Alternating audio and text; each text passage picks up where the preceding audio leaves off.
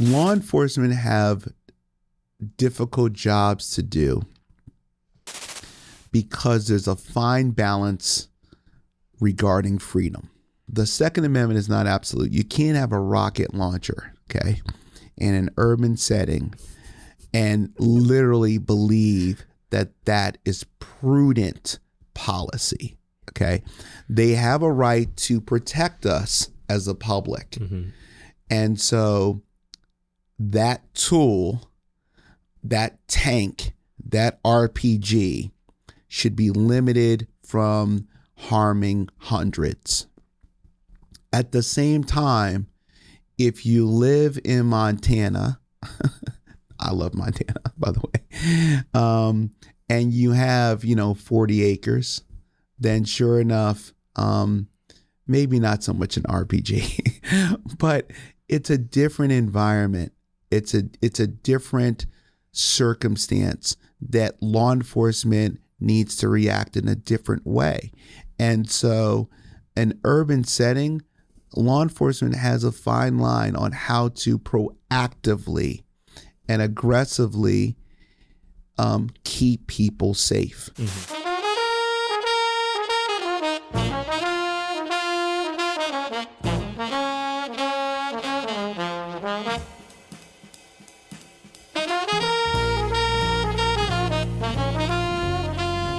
Howdy, everyone, and welcome back to Moment of Truth, the podcast of American Moment. My name is Saurabh Sharma. I'm the president of American Moment, and this week it's just me again.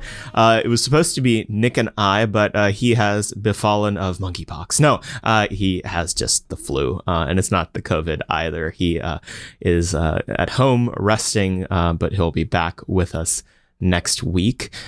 Today, I think it's episode 70, and we have a fantastic guest for you guys today, something a little bit different than we typically do. This man is a public policy expert, but that's not actually how we got to know him. I guess not technically. We had on today Leon Spears, who is the only, I think, firearms instructor in the District of Columbia. He is the guy you go to if you would like to get a concealed carry permit or a handgun license in the District of Columbia. He's the one who got me mine, and people are always surprised when they find out that I and some of my friends have one, because it's extraordinarily hard to get. Leon's the guy that helped us do that. As always, make sure to check out AmericanMoment.org. There you can find everything else we have cooking and that we're working on. Everything is always insane over here. I'm on the road 5 or 6 days a week sometimes doing stuff for American Moment, but that's the job, and it's the best one in DC as far as I'm concerned. As I said, our guest today is Leon Spears, who is the owner of DCConcealedCarry.com. He's a Maryland State Police firearms instructor, a District of Columbia firearms instructor. He's authorized to certify applicants for concealed carry in New Jersey, and he's the go-to source for concealed carry education certification in the National Capital Region. Leon is just a ton of fun. I became a vastly better shot after taking one of his classes, to the point where it kind of scares friends of mine when I go shooting with them. I'm not anything world class or competitive or whatever, but just in terms of lay shooting, going to the range and doing some headshots, I'm not terrible. DC is a more dangerous place every single day, and we feel a moral responsibility as we try to drag as many of you as possible into coming into the fight over here to make sure that you guys don't get shot by some random vagrant on the streets. And so that's why we thought we'd feature the gentleman who can maybe help you guys get yourself some home defense. And as always, be sure to rate and review the podcast. But we'll go now to Leon Spears. Leon, thank you for coming on the podcast. Thank you for having me. We always like to hear about how people got to where they are today. How'd you end up becoming the expert on firearms that I'm aware of in the District of Columbia? Well, I went to school here. I went to Howard University, then I went to George Washington University, and I decided to essentially train people. I went to a couple of classes, and my parents were teachers, and I had a knack for, instruction. And I started shooting at the range and then guiding people on how to shoot better. And people came up to me and they were like, well, you have a great personality. Have you ever been thinking about, instructing people officially? I said, never thought about that. It's just a hobby. And then I started getting really good. And I trained just off the cuff someone from a certain agency in DC. And then he said that I was providing him one of the greatest little nitpicky instruction sessions ever. And he's like, you need to get certified. So I took his advice. I got certified. I went up the food chain and went to multiple agencies and decided to get trained. And then therefore I then started owning different URLs, different websites, different podcast forums. And then I said, okay, I can do this literally as an instructing a person. And then I started opening my company, and the following started. Yeah. When was that? 2012. So I started becoming first a Maryland firearms instructor. Then after becoming a Maryland firearms instructor, then I pursued Delaware firearms instruction and then Virginia firearms instruction. But then DC was going through that turmoil, and I bought the domain dcconcealedcarry.com.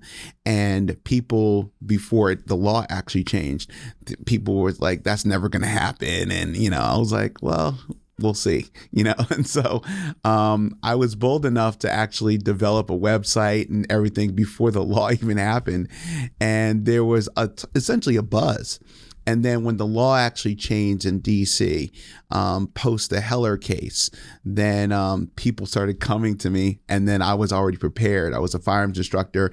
I got blessed by the chief of police in the District of Columbia, and then everything started from there. And then people started trying to become firearms instructors. They could not at first. And then I had the lock on, DC because I was early. And then I provided excellent training. And then people knew I was that guy. And it was just great. Yeah. Walk us through, because I think it's far enough ago that people tend to forget exactly what the contours of the Heller decision was. What exactly happened during the Heller decision? Why was DC the place that was, being adjudicated at the Supreme Court? And what was your involvement with that case? Okay. Well, I know Rich Heller. He's just a phenomenal person, in my opinion. So in 2008, the Heller case, as it's called, Rich actually sued the District of Columbia via MPD because he wanted to register a regulated firearm. There was a long-standing, decades-old ban on regulated firearms in the District of Columbia. You could have a long gun, a shotgun, an antique, or a long-standing old grandfathered in history of, let's say, a relic. But you could not have one broken, and it had to be broken down. You could not have one assembled and ready for use for self-defense. That was a long-standing policy in the District of Columbia. And the category that's not included, the biggest category in those lists that you just mentioned, is handguns. That was just explicit. But regulated. Mm-hmm. Yeah, regulated handguns were off limits for use of self-defense, even in your home. And so he's a DC resident, so he sued because he wanted to register a regulated firearm. They denied him, and then he took him all the way up to the Supreme Court, and he won. And that's the landmark case, Heller versus DC. And he sued on two fronts. He sued on keep and bear arms, just like the Second Amendment affords us. He won the keep argument, but he did lose the bear argument. So based on the Heller case, you could not walk around the city with one, but you could now keep one.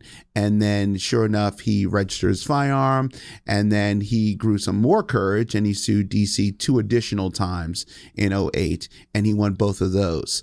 But based on the Heller 3 case, 4 additional things became unconstitutional. So number 1, you no longer have to take a written exam in order to get a weapon in DC. That became unconstitutional. Number 2, you no longer are limited to registering 1 firearm per every 30-day period.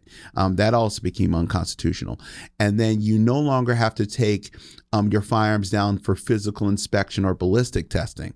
That also became unconstitutional. And then lastly, you no longer have to re-register and pay. So once you register a firearm in the District of Columbia, it's registered for life until you either destroy it or sell it. So that was just landmark based on the Heller 3 case, as it's called. Those things becoming unconstitutional really had the gamut of registering firearms in the District of Columbia. And then people started registering them, but they still could not walk around with one. And then the Palmer case happened. And so Mr. Palmer then sued, and he won the bare argument that Heller had lost. And that was in 2014. Okay.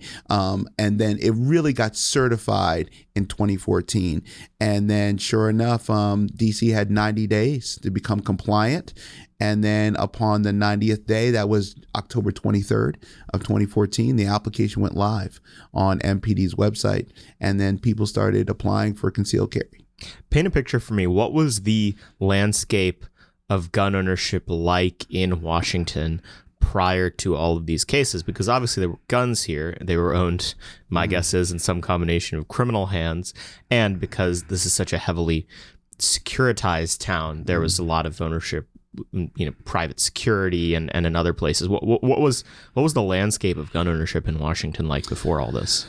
Well, people could own guns again, but it was a rampant decision by multiple administrations in DC, local government, that really had a poo-poo on gun ownership and self-protection. Behind closed doors, people wanted to defend themselves, but they really did not want guns in the streets at all. People did not get trained well. There were no instructors. There was very, very few real advocates for guns.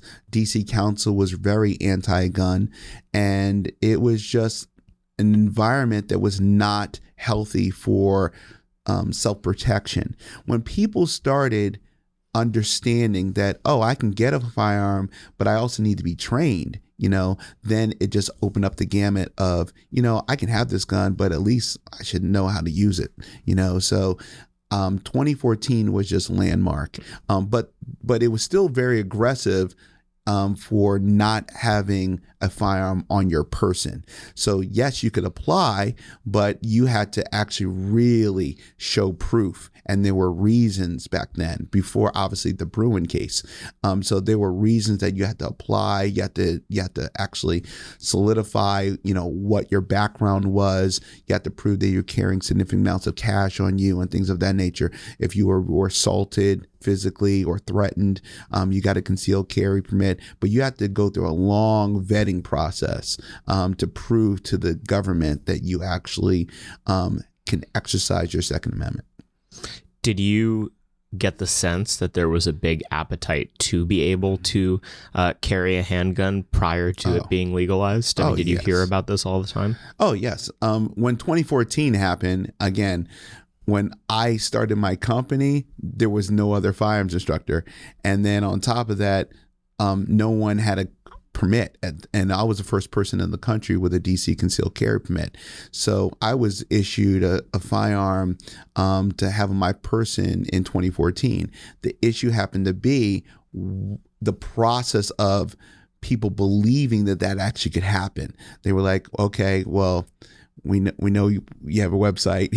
We know that you're a firearms instructor, but are you serious? I was going through like a really hardcore uphill battle with actually having people believe, because they were so jaded in DC, that I don't believe they're gonna give me that right. I'm like, you've always had that right. Yeah. So that was years. And still, some police officers come up to me and I'll wear, one of my logo shirts or something, and I'm getting a sandwich in the city, and they're like, that will never happen. And I'm like, sir, it's happened. It's been this way would for you like years. to see my concealed carry permit?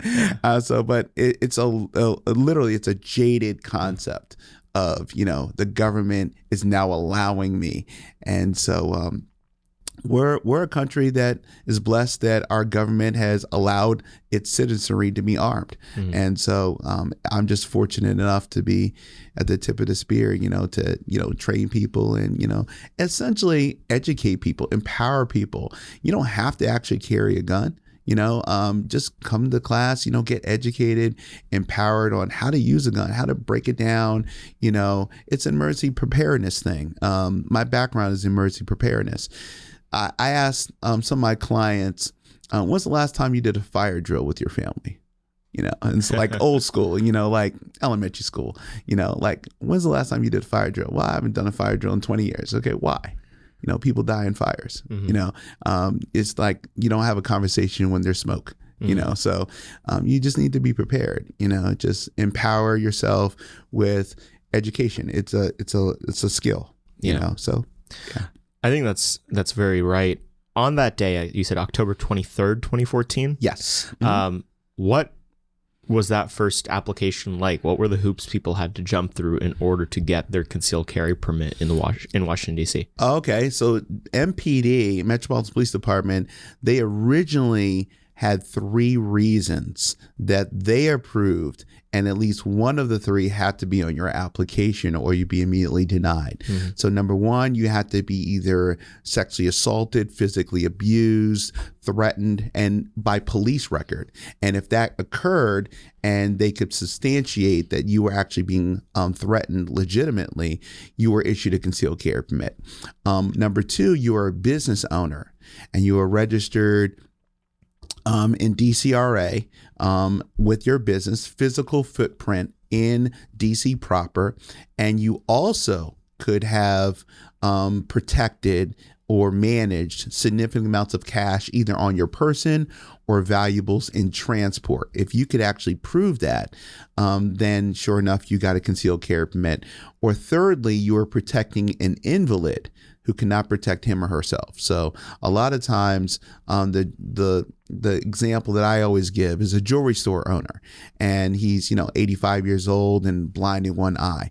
Well, you are the handsome store manager. Everybody knows you as the face of the company. So sure enough, somebody comes in, a client of the old man's, okay, and threatens the old man. You would be issued a concealed carry permit to protect yourself, the jewelry, and the old man who could not. That was protecting an invalid. One of those 3 had to be on your application or you'd be immediately denied. So that was a problem from the beginning.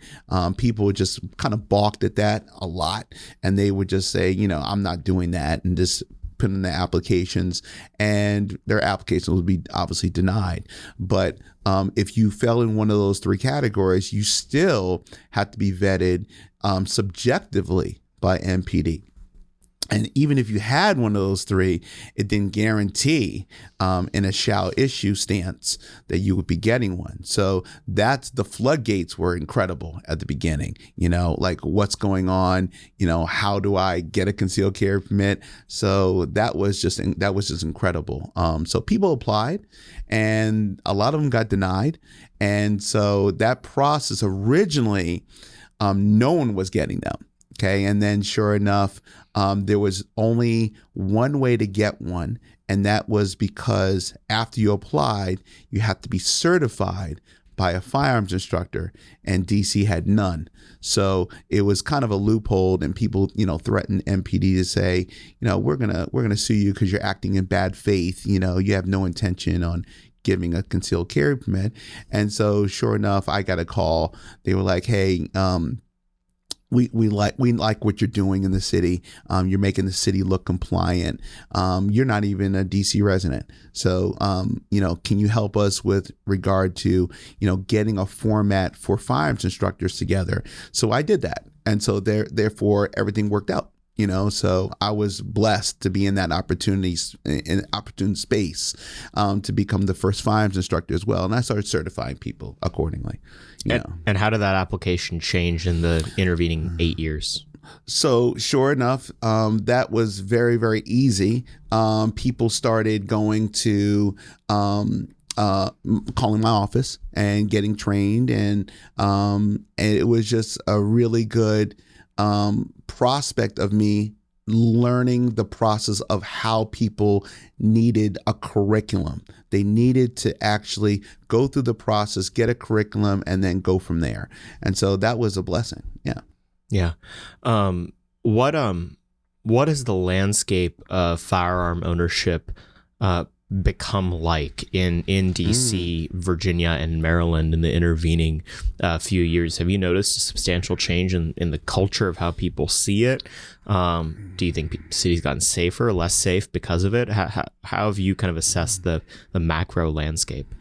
From a macro perspective, the city's gotten safer from the standpoint of people are able to defend themselves, and the criminals are realizing that there are more firearms in the environment, that they can't just blindly come up and then assault somebody and have zero confidence that they might have a firearm. Okay, so that has changed. But the city also, because of also social interactions, different high-end, very prominent law cases have happened over the last 4, 5, 6 years. And that prominence of talking about social justice has created an angst. So there are a lot of, things in the city that actually warrants people, having a firearm and wanting to defend themselves. But the criminals will always, not go through a process of, I'm going to apply, I'm going to get vetted and things of that nature. They're always going to have guns. Mm-hmm. But people are now empowered to say, I can have a firearm. Mm-hmm. For sure. What these days would you say is the case for someone who maybe doesn't have a ton of experience shooting, is not, particularly enamored with guns as a hobby? What do you think the case is for civilian gun ownership in Nova, Maryland, and DC? Well, I really pride myself by educating jurisdictional awareness. Mm-hmm. Okay, so Maryland, as an example, is not an open carry state. Mm-hmm. By legal definition, they're not an open carry state for a regulated handgun. DC is not. DC is not an open carry jurisdiction, but Virginia is. Mm-hmm. Okay, so you need to know the regulations upon the gamut of purviews of, this is a county, this is a city, this is rural, this is urban. You need to know that jurisdictional awareness. Maryland is a permit to carry. They're not a concealed carry issuance. So you can carry a firearm with your handgun permit in Maryland in different ways. Okay, you're not limited to only concealing. A lot of people don't know that. Okay, DC, there's no open carry whatsoever, but you're limited to also just concealing and just a pistol. Okay, so no long gun or shotgun can be applicably associated with your handgun permit in the District of Columbia. Whereas Virginia has a concealed carry permit for residents and non-residents, just like the other two jurisdictions. But Virginia's Constitution says that open carry is the law of the land in Virginia. So you can openly carry, and you need no license to openly carry. In order to conceal in Virginia, you do need to have a concealed carry permit from any jurisdiction in the country. So that's how the jurisdictional awareness needs to be understood when you carry a firearm in this region. It's very, very important. A lot of people think, oh, okay, I'm just going to cross the line for 5 minutes and jail. It's not that's not cool. I still have it burned into my memory when we did the training with you.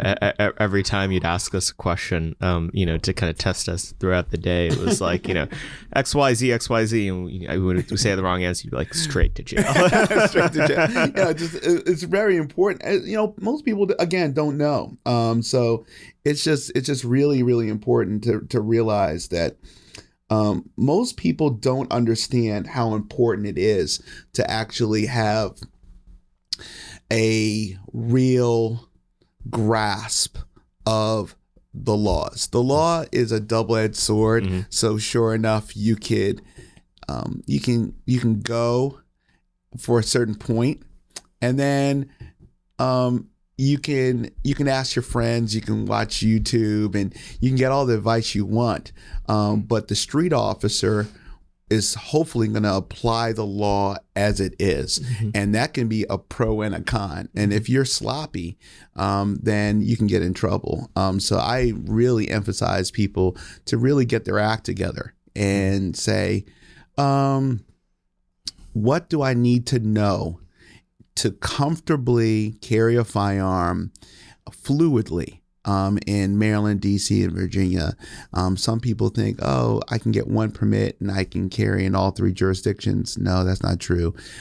There are things that you really need to know: how to speak to police officers, what your rights are, what wearable policies, body camera policies, how long can an officer keep you, without a warrant. Are there disclosure doctrines? Do you have to disclose to law enforcement that you have a firearm? There are multiple things that you need to understand. It's a great responsibility to carry a firearm. Mm-hmm. It's not just cool, but the whole point of self-defense is exactly that. God forbid that you ever have to draw the firearm, but if you do, then you can really make it happen. Do you feel like the spirit of a right to keep and bear arms is operative with such a Byzantine process? Plus, not to mention the time it can often take between these different steps to actually get everything.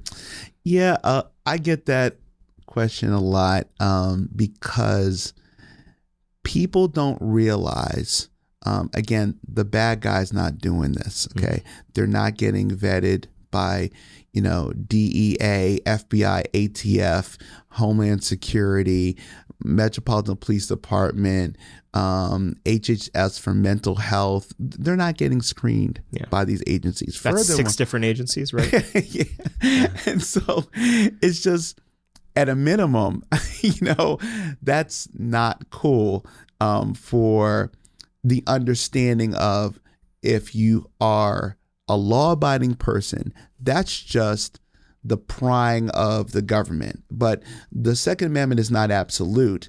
You can go through a process per local, either states' rights, and in this case, the district rights.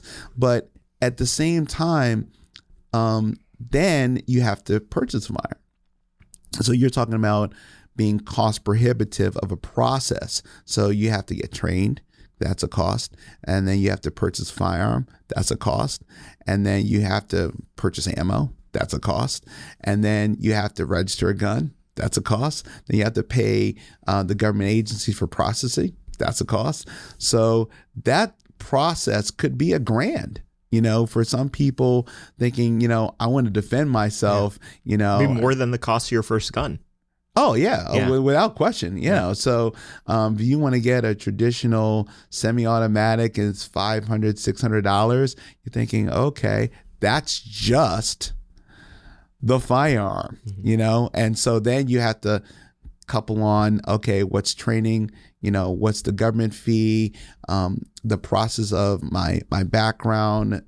It could be cost prohibitive, and then on top of that, you want to be proficient. So I always advise my clients, the first year of gun ownership is paramount.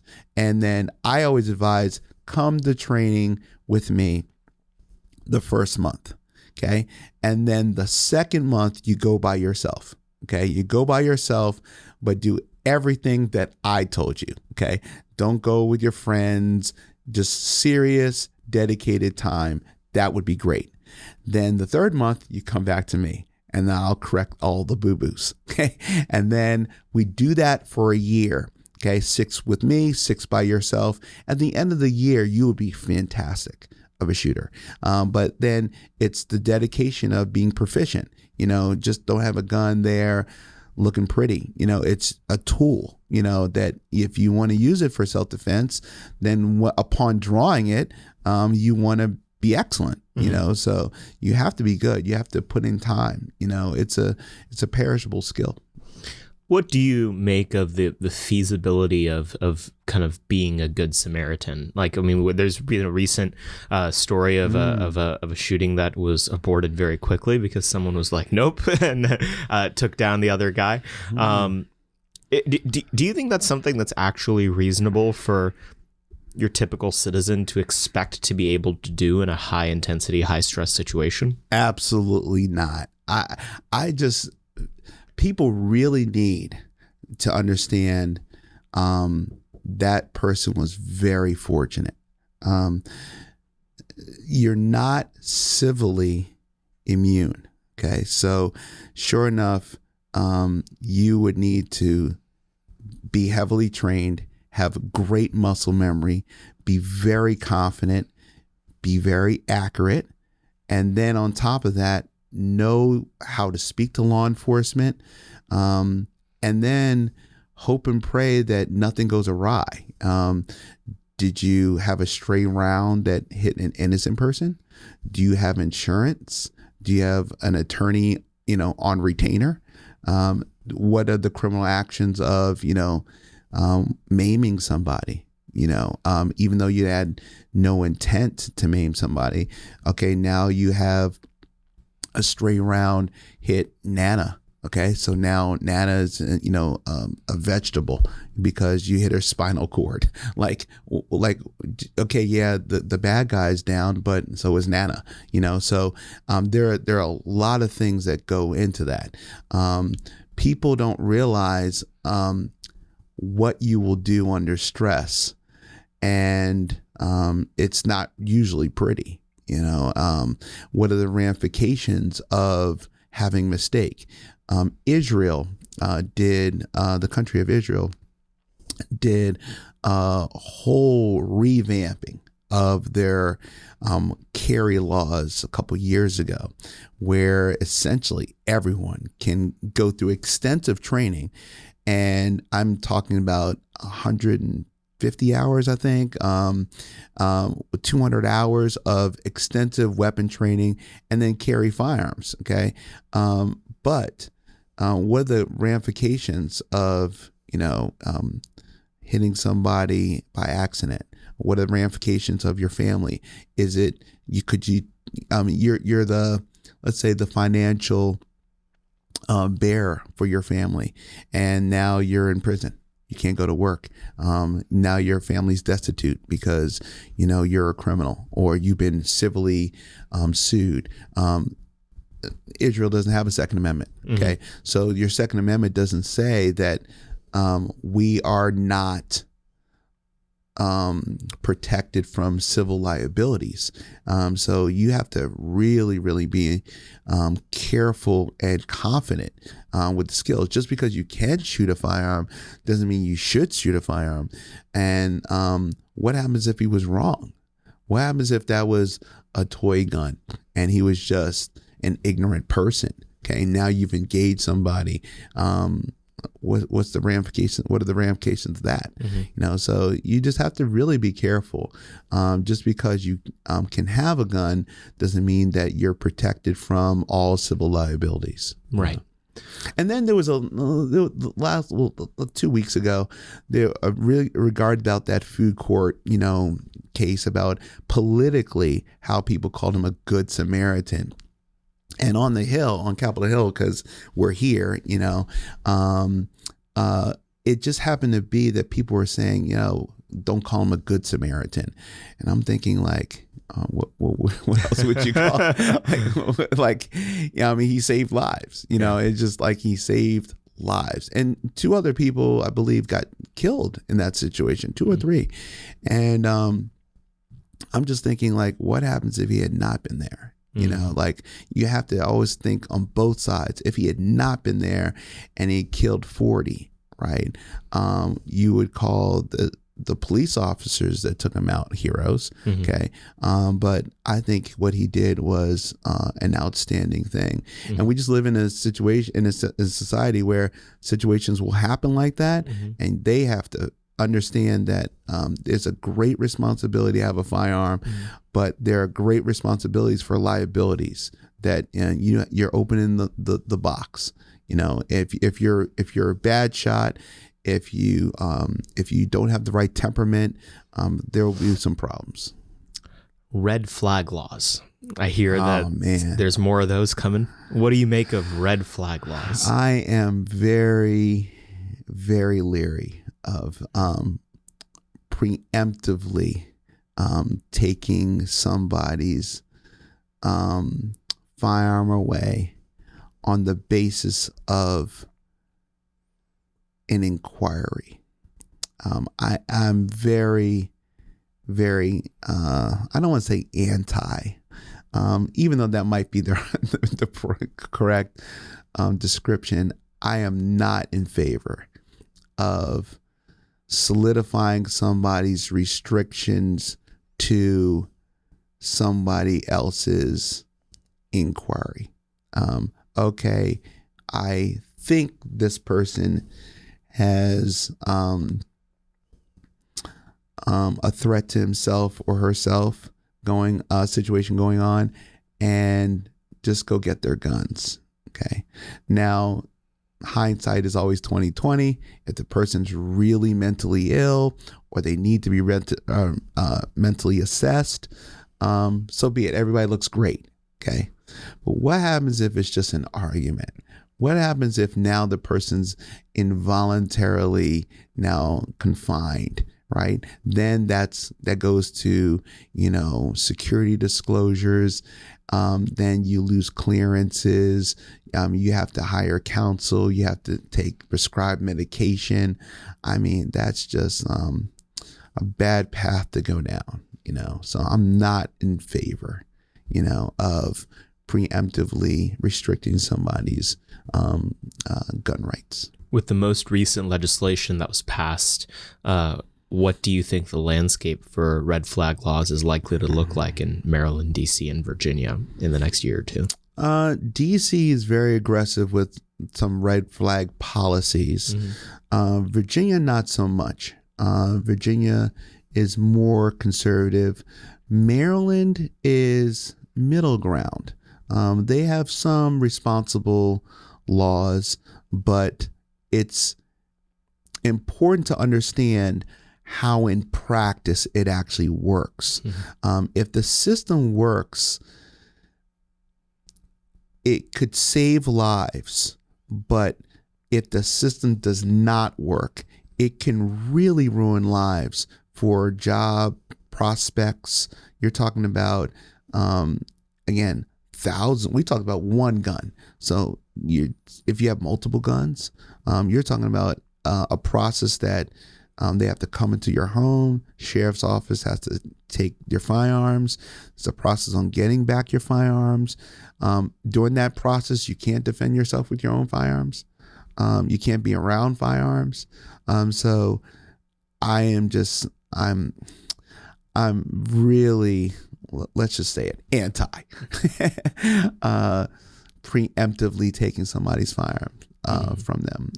But I understand the philosophy of, you want to help them, number one, but that does not put a good Band-Aid on the problem of mental health. So crisis management, how are all the quote unquote flags prior to the event? Like, did somebody see this coming? We need to actually support mental health professionals and, training more of them, interjecting mental health awareness on, trying to get them in gun classes. I've trained many physicians, many mental health professionals in my classes, and it's helped them in their practices. What to look for, what signs to look for, but preemptively doing something, even though your intent is good, is a very, very third rail ish topic. Absolutely. The aspect of this that's always funny to me is that it seems like with 95% certainty, every time you see one of these really high profile mass shootings, subject was known to the FBI. And so, and it's one of those situations where I'm so leery of red flag laws precisely because it doesn't, in so many of the cases where there was a relevant person, the FBI didn't even, it wasn't like if only they had this tool, this could have been avoided. In most of the cases, it's they knew about it and they just didn't do anything because they're distracted with other nonsense, or the FBI is too busy trying to create crises that don't exist instead of actually doing their job. It just doesn't seem like the squeaky wheel of the system is that law enforcement doesn't have enough, without cause power to take away people's rights.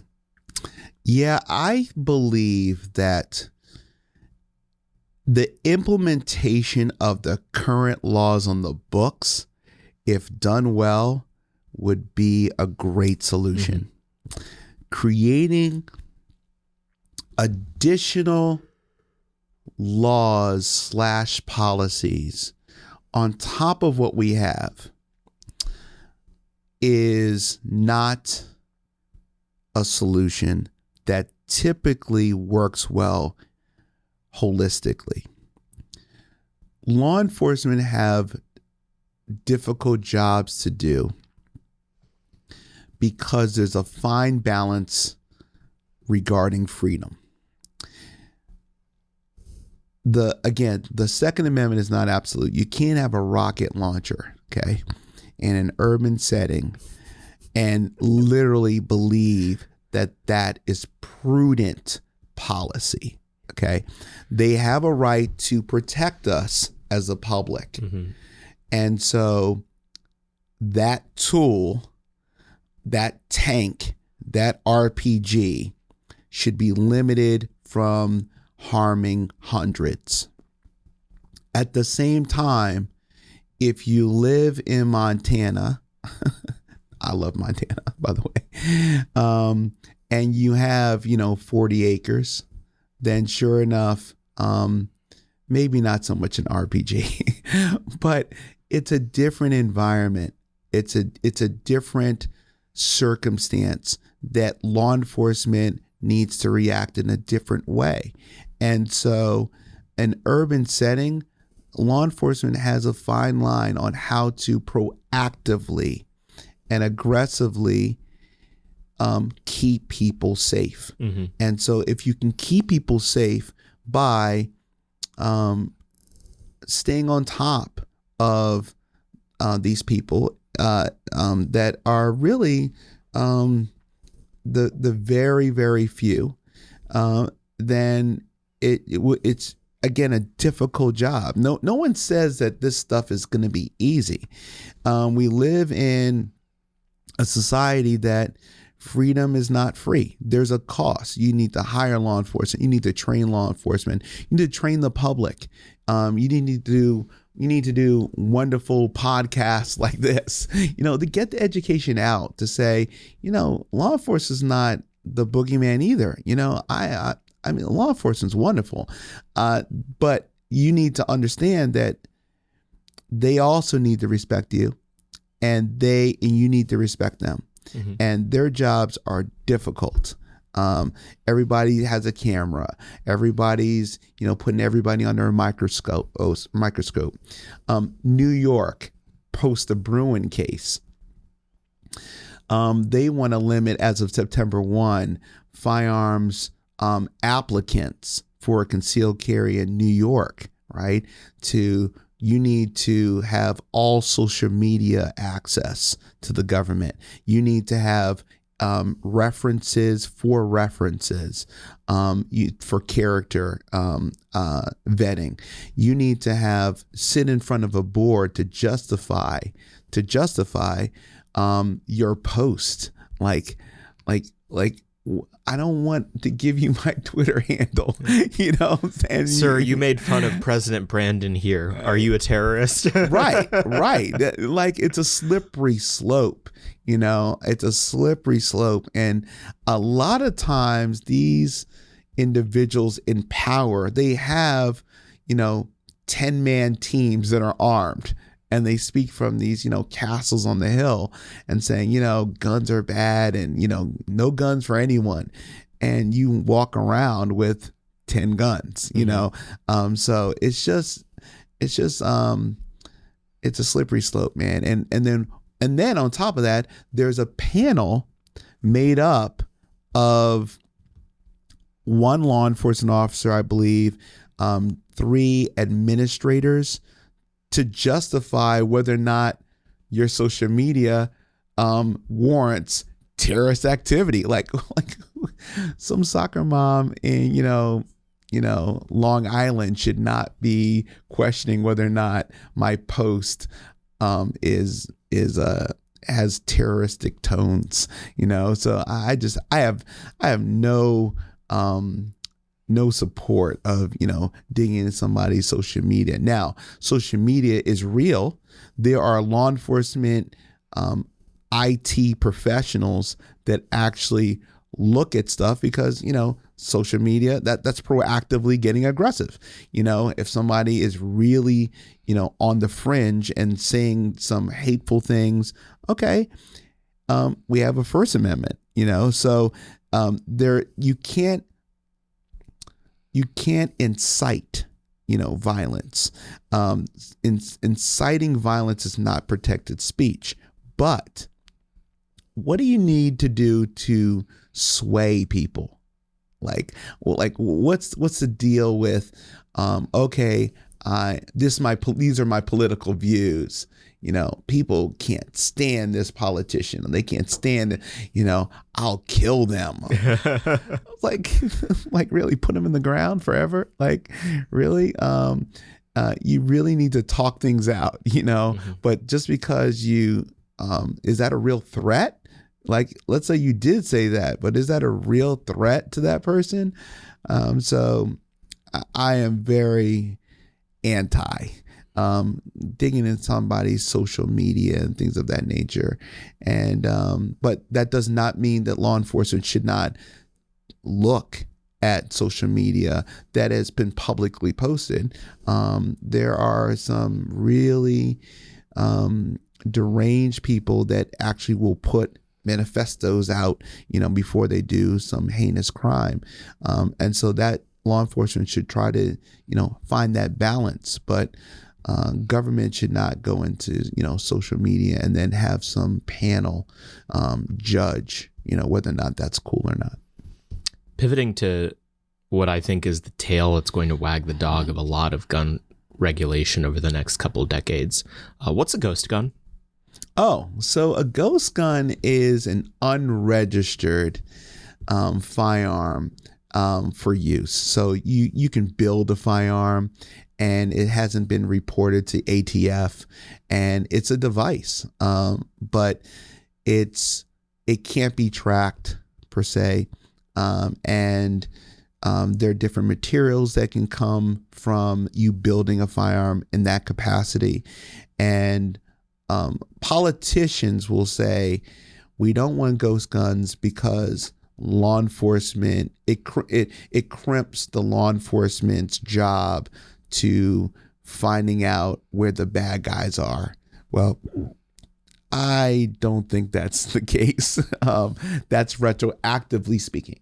And so you have to understand, okay, you want to know where and who has firearms. Okay. That's one approach. But the other approach is that if you have a firearm that's registered or unregistered, understand that most jurisdictions do not have mandatory gun registration policies or statutes or provisions. They don't. Most states are open carry in this country in the first place. Then on top of that, most states do not have a gun registration mandate. So whether or not the firearm has a serial number or not, that's up for debate. But I understand where law enforcement is trying to go with that. They want to know if it really hits the fan, where these guns, hopefully we can get a jump start on where these guns were purchased, who has the firearms, where were they sold, where were they transferred. It just gives them an investigative step forward. Mm-hmm. But outside of a gun being sold 13, 14, 100 times, then to each his own, but there are tools. And on top of that, what happens if something goes wrong? That's the other side. So let's say something does go wrong and you built this gun and then you let somebody else handle this gun and they get injured. Like, who's really at fault? And, gun manufacturers have standards, there's things with milling and all the, gunpowder management. So I would be very careful to say that, okay, you don't want ghost guns per se, unregistered firearms in the District of Columbia or Maryland or California. Okay, that's fine. I understand your point. You're trying to get a grapple on where guns are, but that is not the solution on what we need to be talking about in regard to how you need to be training people. You need to be empowering people with guess what? Guns are not bad. It just happens to be that how you use them, it's really important for people to really just dive into the concept of we need to be educated, and then that kind of like diffuses a lot of angst with people once they're empowered. A lot of these people that don't want the quote unquote government in their business, and then they do a Twitter post, the government's in your business. Yeah. like you got a ghost gun and you live in a cave, but you're on Facebook. Yeah. They know where you are. Right. Talk to me a little bit about the technology that's enabling this to become more and more live question, because it used to be, okay, you need all this complicated milling equipment and everything. What's 3D printing and some of this new technology bringing to the table that's going to make this a much more prolific question in the next decade or two? I really believe that, the technology's not there. Okay. If somebody has sweaty hands, or the person has the batteries are low, or the range is not appropriate, and then the firearm doesn't work in a situation where you really need to work. You have a bracelet that's supposed to be close to a handgun, and I am not a fan at all. Again, my background's in emergency preparedness. You can plan for the worst and hope for the best, but certain situations warrant somebody who normally doesn't have that firearm to actually have that firearm in that certain situation. And because of technology, they can't defend themselves. They can't defend others just because they don't have a bracelet. And you're talking about like the smart guns. The smart guns, yeah. Okay. In terms of the technology for like stamping, again, the technology is not there. And what are we talking about? What's stamping? So let's say micro stamping. They can actually stamp like the casings, stamp the actual rounds that come out. And so again, law enforcement can get a heads up to, where this ammo came from, what literally this fingerprint, quote unquote, for the firearm is, and then it goes to gun registration. Okay, so this firearm was fired by this person because this person owned this gun and yada, yada, yada. And where was this person at the time? So it gives them a heads up, how to start investigations, but it doesn't correct the problem. Why were they robbed in the first place? Like, are there any reasons why there aren't any police officers in this part of town? So that's a different perspective, but I don't think technology is the answer for that. And that's the technology that could be used as a method to regulate guns. I'm curious what you make of the technology that will make it impossible to regulate guns. Stuff like being able to 3D print your own weapons, stuff like that. Do you think that technology is there? What do you think the consequences of it starting to proliferate are going to be? The technology is actually there. You can 3D print a gun. The printer that allows you to do that is more than your house. So everybody cannot just get that device in order to print a firearm. But again, this is not your little, makes a little mini figurine with low resolution. It's not an HP from Staples, So from that aspect, some people get they get their hopes up too high to say, oh, okay, I can print as many guns as I want. No, you can't. And it's difficult. It's possible, but it's not easy. And so to be really good. And then let's say you do, again, you print a firearm, you create a firearm, you go to the range, it doesn't function well. Like, would you want just yourself, being a gun person, to rely on that firearm for reliability's sake in a situation where you really needed it to work, right. So that's another, path that you can go down.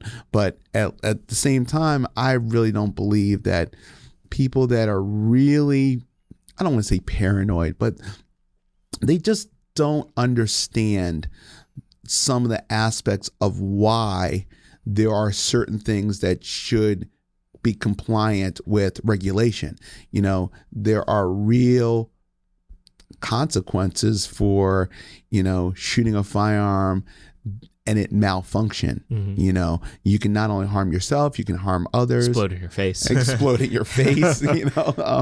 Yeah, that's a little, side note. Yeah. But yeah, there are things that they should be aware of. And so I just think that, people need to be careful, and outside of media, okay, the federal government is the most powerful entity in the world. Okay. So again, if resources are meant to be, then sure enough, they'll know, and so again, it's proactively trying to stop somebody from doing something in the future.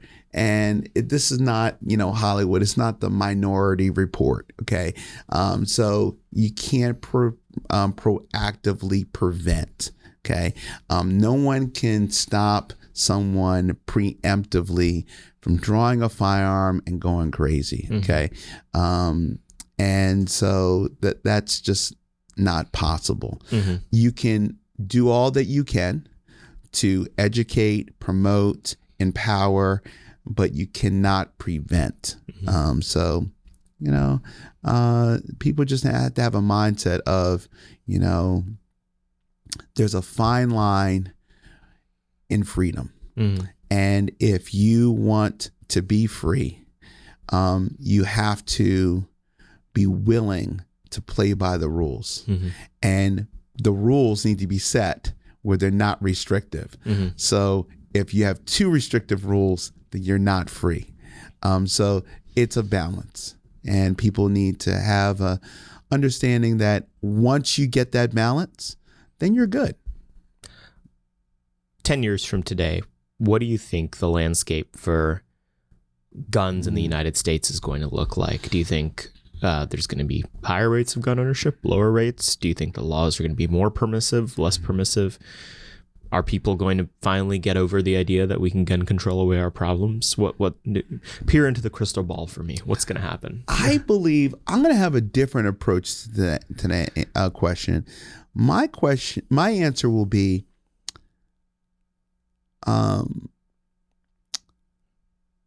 law enforcement with judges should be aggressive with criminals. If you are found guilty, and our process in this country is that you are innocent, you can get counsel, okay, and you can go through a process. But once you're found to be one of those people, okay, the law should come down hard. Straight to jail. Straight to jail. STJ. And a lot of these prolific incidents in recent times have been with multiple offenders.